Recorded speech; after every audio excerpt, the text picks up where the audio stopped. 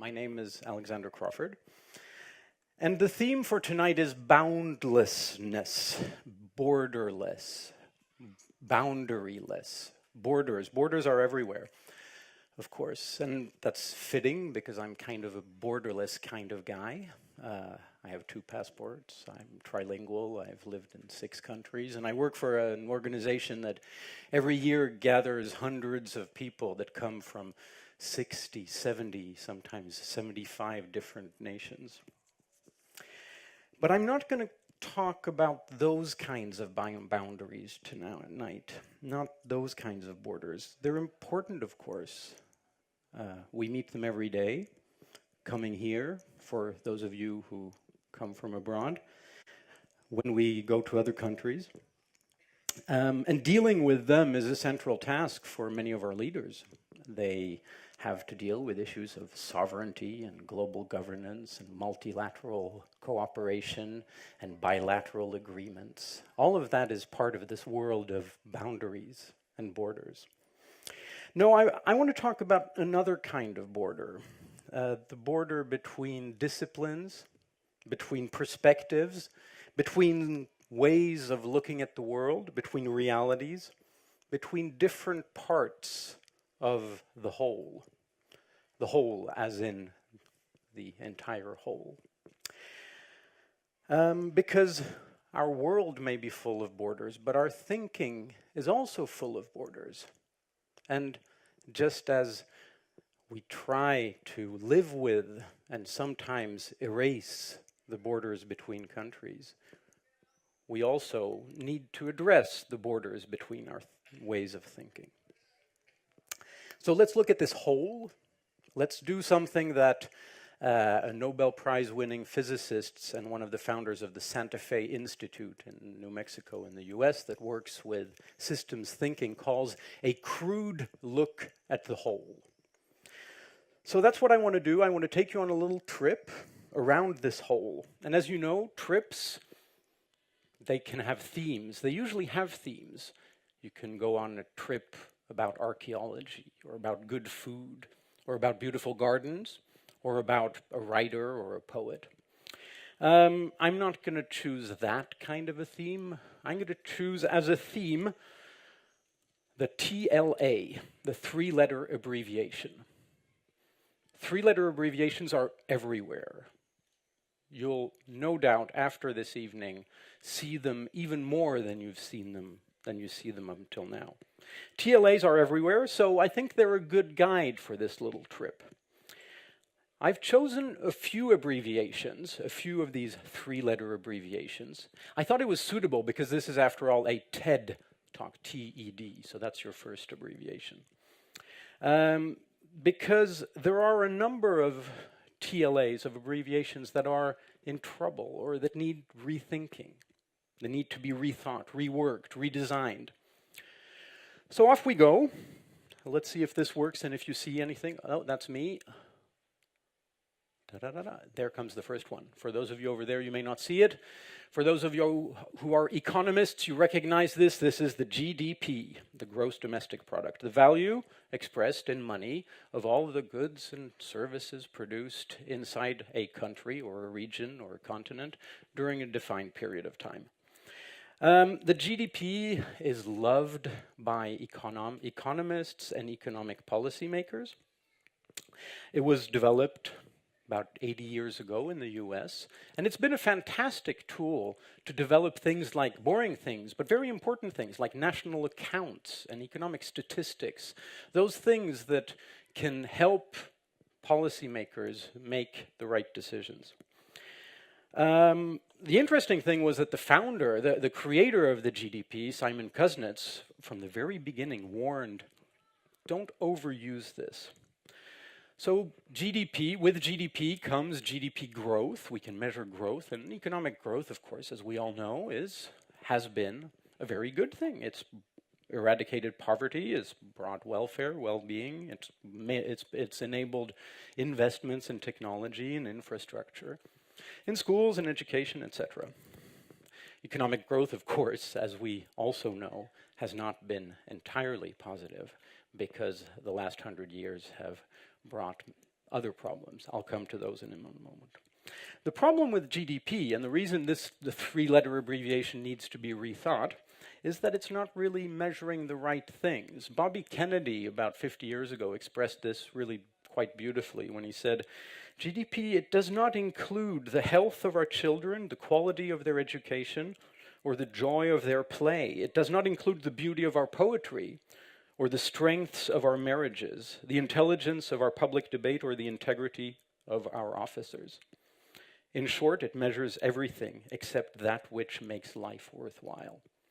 Maybe a little bit too drastic a critique, but still, he already then pointed at a number of problems with this notion. And since then, of course, other problems have surfaced. We've been told by environmental scientists that there are things that we can call ecosystem services, the things we get for free from nature. They're not part of this. The stock of natural resources, that's not really part of this either. So, and of course, for our economic policymakers, this should not be the sole indicator on their dashboard. You can't fly an airplane only looking at the speed. You need to look at the other indicators on the dashboard. So that's my first TLA. I'm going to put that like that so I can see how I'm doing time-wise. My second one is the PPM. PPM, parts per million. Now we're in the area of climate change. PPM measures how much CO2 is in the atmosphere. There is CO2 in the atmosphere, naturally, there has always been. CO2 is a very important gas, but it's like water in the body. It needs to be at the right levels. CO2 in the atmosphere influences many things, not least the temperature on this planet of ours. And for the past 10,000, 15,000 years maybe, as many of you know, we've lived in a very fortunate anthropogenic sweet spot, as scientist friend of ours likes to call it. That is a period of stable PPM levels, stable, relatively stable temperatures. PPM levels that have fluctuated over these 10, 12,000 years between 250 and 275, give or take a little. Over 10,000 years. And then 200 years ago, something's changed. We started, not we, but our forefathers discovered something called fossil fuel, oil and coal, started burning it, taking the carbon that's been stocked underneath here and putting it in the air, thus increasing the quantity of carbon dioxide in the air and increasing the level of the PPM measurements. So we've gone 300, 320, 350, 375, 390, and now we've just a few months ago hit 400 ppm. That is not good. Scientists tell us that we need to find a way to bring that back down. That's not an easy process. It doesn't go overnight. I like to use the comparison to alcohol in your body. It does disappear, but it doesn't disappear like that. And yes, you can return to equilibrium, but it takes time.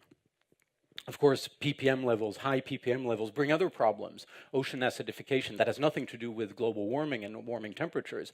That's just a chemical reaction where the CO2 goes from the air into the oceans and changes the very delicate balance of the oceans. And climate, of course, is a borderless thing. The borderlessness of this is natural. We're going to be talking a lot about climate in coming months, and I encourage you to keep up with the debate.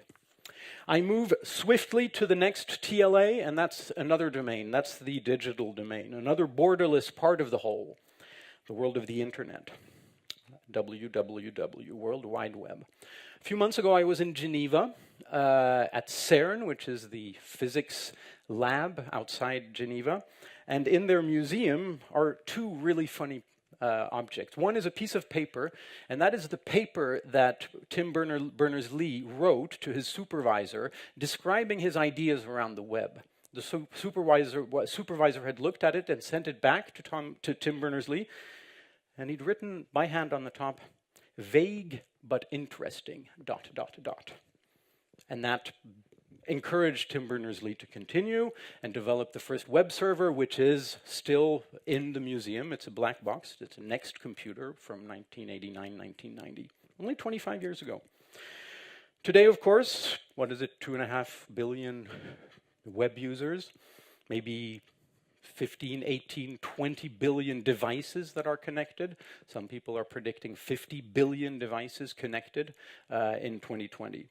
This, of course, creates a digital world and an autonomous digital economy that is growing and growing and growing very rapidly, that we need to understand.